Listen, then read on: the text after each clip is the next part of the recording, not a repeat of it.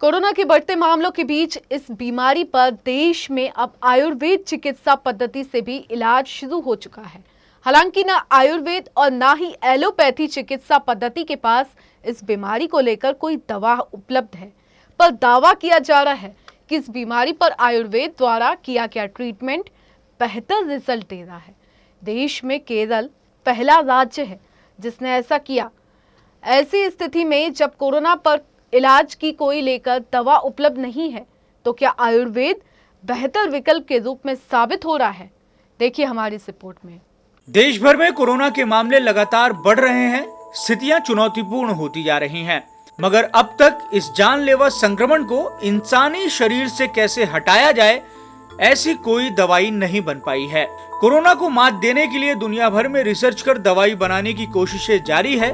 बावजूद इसके भारत की पुरातन चिकित्सा व्यवस्था आयुर्वेद के माध्यम से इस बीमारी से मौत के मामलों को कम करने के साथ ही इलाज का दावा किया जा रहा है। देश में बाकायदा केंद्र सरकार आयुर्वेद को प्रमोट कर रही है। ऐसी स्थिति में जब इस बीमारी की कोई दवा ही नहीं है, तो सलाह दी जा रही है रोग प्रतिरोधक क्षमता को बढ़ाने की। इसके लिए बाकायदा आयुष मंत्रालय द्वारा एक खास किस्म के काढ़े के सेवन की सलाह दी गई है।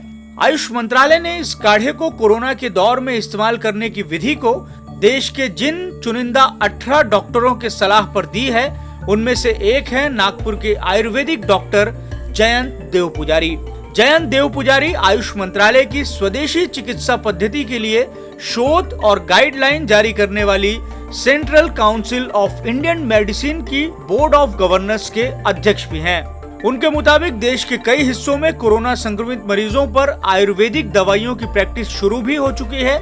देश के नामी अस्पताल वेदांता में तो बाकायदा 30 मरीजों को एलोपैथी के साथ आयुर्वेदिक दवाइयां भी दी गई। इनमें से कई आईसीयू में थे। देवपुजारी के मुताबिक जिन लोगों को आयुर्वेदिक दवाइयां दी गई, उनमें बेहतर परिणाम मिले। दिल्ली के मेदांता हॉस्पिटल में जो इन्फेक्टेड कोरोना के पेशेंट है नॉन, उनके ऊपर एलोपैथी दवाइयों के साथ आयुर्वेदिक दवाइयों को देकर ये एक गुट और दूसरा सिर्फ एलोपैथी जिनको ट्रीटमेंट चल रही है, वो ऐसे दोनों के कंपैरिजन का काम मेदांता हॉस्पिटल में चल रहा है। कोरोना के मरीजों को देश के कई भागों में कई तरीकों से ट्रीट किया जा रहा है, पर ध्यान देने वाली बात है कि देश में सबसे पहले जिस केरल राज्य से कोरोना का संक्रमण सामने आया था, वहीं सबसे पहले इस प्रैक्टिस को शुरू किया गया और वर्तमान में केरल में संक्रमण के मामले काफी नियंत्रण में हैं। केरल में आयुर्वेदिक चिकित्सा पद्धति जनरल मेडिकल ट्रीटमेंट के तौर पर इस्तेमाल की जाती है। यहाँ न केवल देश बल्कि दुनिया भर से लोग इलाज के लिए आते हैं। सिर्फ केरल ही नहीं, अब तो गुजरात ने भी आयुर्वेदिक चिकित्सा पद्धति से कोरोना मरीजों के इलाज को शुरू कर दिया है। स्वास्थ्य मंत्रालय ने आयुर्वेद की प्रैक्टिस करने वाले डॉक्टरों को कोरोना के इलाज के लिए बाकायदा मान्यता देते हुए गाइडलाइन भी जारी की है। सीसीआईएम के अध्यक्ष देवपुजारी ने यह तो सार्वजनिक करने से मना कर दिया कि आयुर्वेद की किन दवाइयों से कोरोना संक्रमितों का इलाज किया जा रहा है, पर यह दावा किया कि इसके बेहतर परिणाम मिल रहे हैं। उनका कहना है कि जब तक किसी नामी मेडिकल जर्नल में इसके बारे में ना छप जाए, तब तक इस पर कुछ कहना उचित नहीं होगा। आयुर्वेदिक दवाइयों का साइड इफेक्ट नहीं होता, इसलिए इसको अपनाने का कोई नुकसान भी नहीं। उन्होंने बताया कि इस पर और शोध जारी है। हालांकि रोग प्रतिरोधक क्षमता बढ़ाने के लिए जिस काढ़े का सुझाव दिया गया है, उसका सेवन हर कोई कर सकता है, जिसे तैयार करने की विधि बेहद सामान्य है। इसकी जो रेसिपी है वो आयुष मंत्रालय की जो सबसे पहली गाइडलाइन निकली है, उसमें बहुत स्पष्ट रूप से दी गई है और बहुत सिंपल अपने घर में मिलने वाली, किराने की दुकान में मिलने वाली चीज़ों को उसमें इस्तेमाल किया गया है।